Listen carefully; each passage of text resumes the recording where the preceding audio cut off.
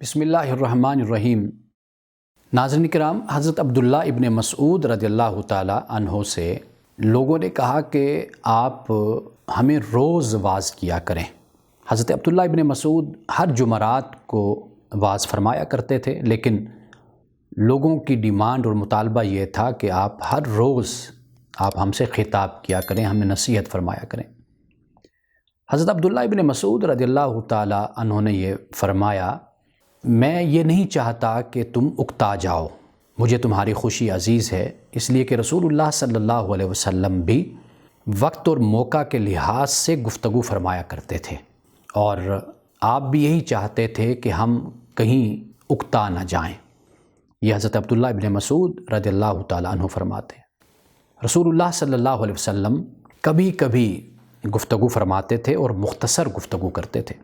آپ حیران ہوں گے کہ حجۃ الوداع کے موقع پر جو آپ کی گفتگو ہے وہ زیادہ سے زیادہ 10 سے 15 منٹ کی گفتگو ہے، یعنی جو آپ نے خطاب فرمایا، مختلف مقامات پہ خطاب فرمایا، ان سارے مقامات کے خطبہ کو اور آپ کی گفتگو کو جمع کیا جائے تو وہ 10 سے 15 منٹ کی وہ گفتگو آپ کی بنتی ہے۔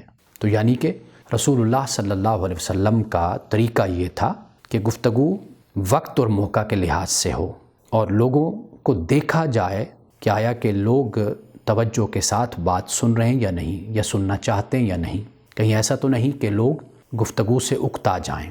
یہ وہ سنت ہے کہ آج علماء کو، واعظین کو، خطباء کو، مبلغین کو زندہ کرنے کی ضرورت ہے۔ یعنی اگر لوگوں کی توجہ نہ ہو تو گفتگو نہ کی جائے، اگر گفتگو کرنے کا موقع نہ ہو تو خاموش رہا جائے۔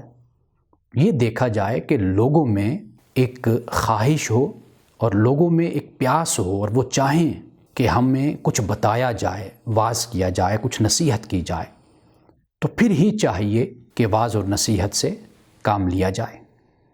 اور یہ نصیحت صرف باہر نہیں بلکہ گھر میں بھی اگر یہی انداز اور یہ طریقہ اختیار کیا جائے تو اس سے بچوں میں عمل کا جذبہ پیدا ہوتا ہے، اور نصیحت کو سننے اور نصیحت پر عمل کرنے کا ایک جذبہ اور ایک شوق اور ایک ولولہ پیدا ہوتا ہے۔